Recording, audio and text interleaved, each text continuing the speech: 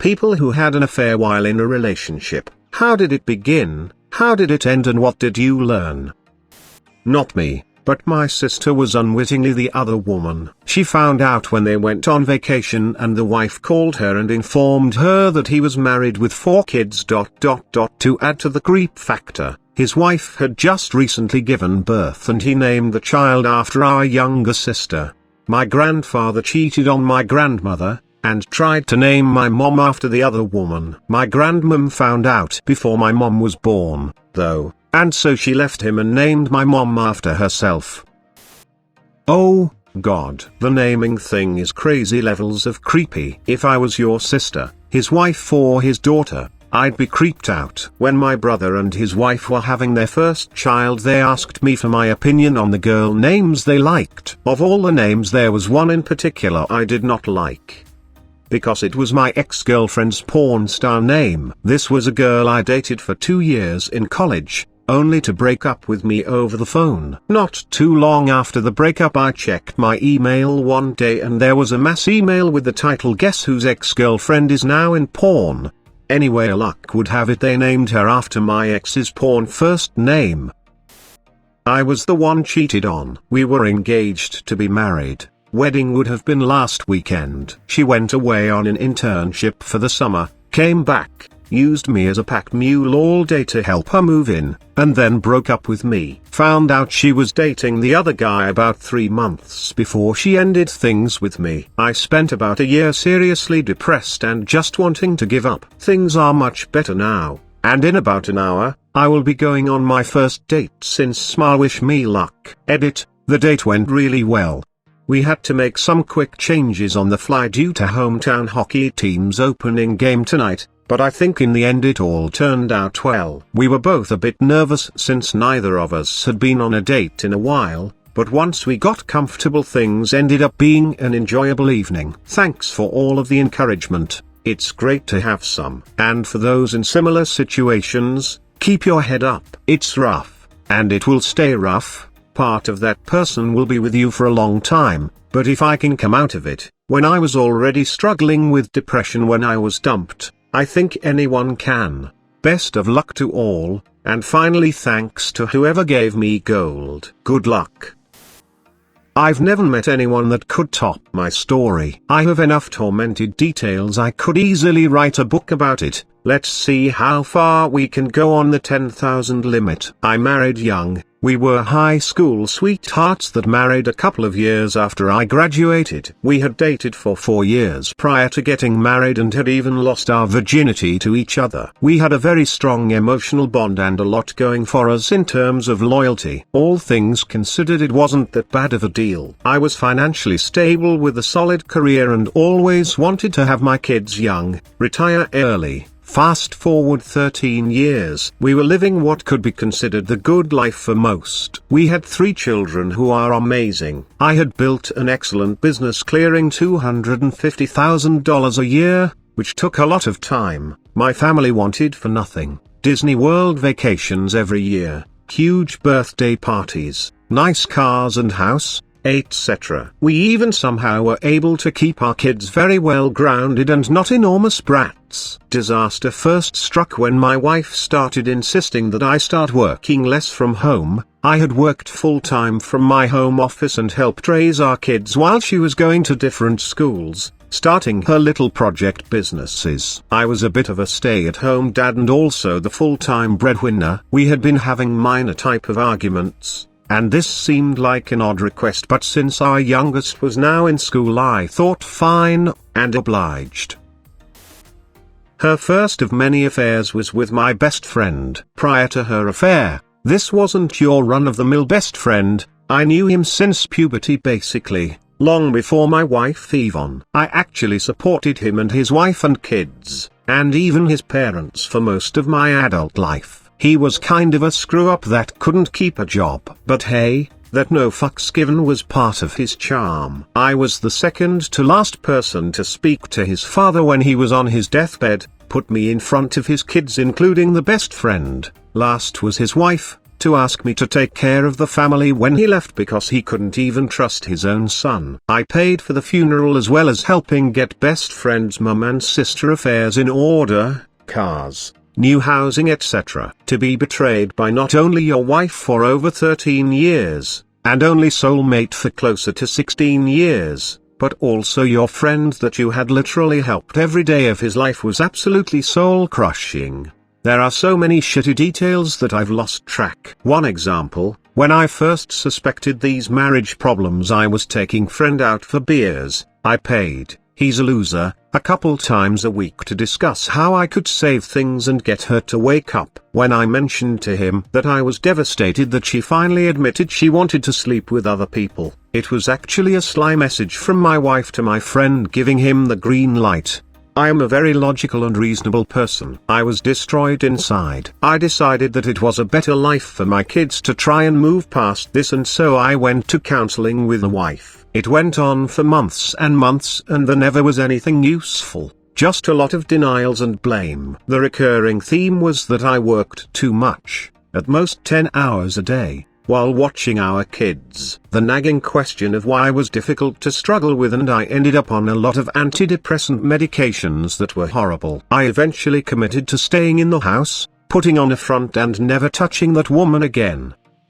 That was until after about 4 subsequent affairs. Something about me died each and every time, and on the 5th affair I had literally nothing left for her, let alone anyone. She had managed over the course of 2 years to destroy every single shred of good memories, hope or love I had for her. It hit me almost as suddenly as when I learned of the first affair. I didn't care anymore. I had no jealousy. She could fuck someone in front of me and I would laugh at not having to deal with her. I was done and let her know. Of course we all say thing like this is the last time. When that day came that she saw it in my eyes that I meant it.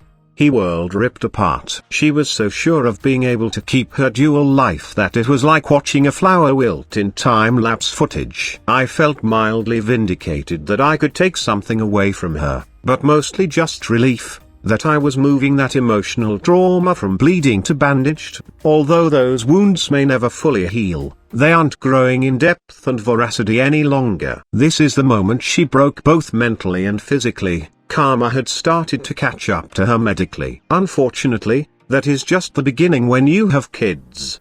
And the divorce wasn't very nasty, as I told her to keep whatever she wanted, and she did. She laughed with her different boyfriends through texts, depending on which affair we're talking about at the time, that she was going to get my money and they would be happy together, etc. She did get my money, and I told her very clearly, you can take it. This is your final prize from me. You see, I made this lifestyle you lived and I can do it again. You've got to make this last, and it won't last long. And it didn't. She's already run out of money and turned to other means of living. Things were quiet for almost a year after. It was no secret she wanted me back desperately, but as above, I had more care for a stranger than her, and that would never change. We certainly didn't talk, but she was reasonable when trading custody of kids and the like. Then she found out I had a girlfriend and all hell broke loose again. She spent the following 18 months harassing me by taking me to court for frivolous means, have won them all. She would call CPS on me with false claims every 90 days. To which my kids had to endure state employees asking them about bad touches, visits to my home to make sure I have food, etc. I even have had APS, adult protection for mentally ill, disabled, etc. called on me a few times. False police report, 2 attempts at a restraining order, all denied. Even though I win all these battles, it costs me money and time and my kids emotional trauma. You might think she's done with her tricks, but no. She ends up marrying my only brother, who is mental and partially disabled. This was her absolute, I hope, last ditch to get my attention. Now I have lost my only brother and my kids are confused as to who their uncle or stepdad is. I can go on for hours about how devastating this is as well. But I've rambled enough. I raised my brother from the time he was in high school on my own. I got him his first car, his first place to live, kept him from killing himself many times, etc. Imaging that betrayal on top of it all, much of which I didn't detail. Yes, I married the Antichrist. Oh, and her karma I mentioned. She was diagnosed with both cancer and a non-curable disease that will leave her wheelchair-bound for life in the next 15 years or so. Meanwhile, I've gotten back on my feet, grown my business over 5 times larger, and the future is bright on many fronts. Others are forever tarnished. I will never in my life trust a woman again. A couple girlfriends post-divorce cheated as well. I don't understand it, and never will.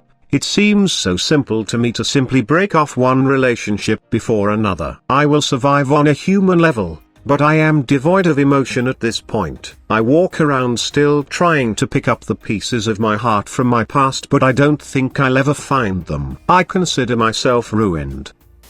I can give a slightly different perspective. I was the guy that a girl cheated with. I did not know she had a boyfriend at the time, but basically I met her at a party that her boyfriend was at apparently, and asked her out later. She said yes, and we just started dating for 6 weeks. She kept making excuses for time that I assumed were cultural differences. She is Asian. About 6-7 weeks later, I broke up with her. Within that next week, she tried getting back together with me twice. A week after I broke up with her, I was invited to a party, and once I got there, I was told someone had to talk with me. Turns out it was the BF, and he just kinda asked me questions about it. Once he understood that I had no idea that they were dating, he said thank you and left. I have no idea if they broke up, but if I were to bet on it, I would say they were back together. He was whipped, which kind of makes me understand why she cheated with me. She kept saying how I brought the excitement back into her life. They had been together for 2 years. I felt guilty for about 2 weeks,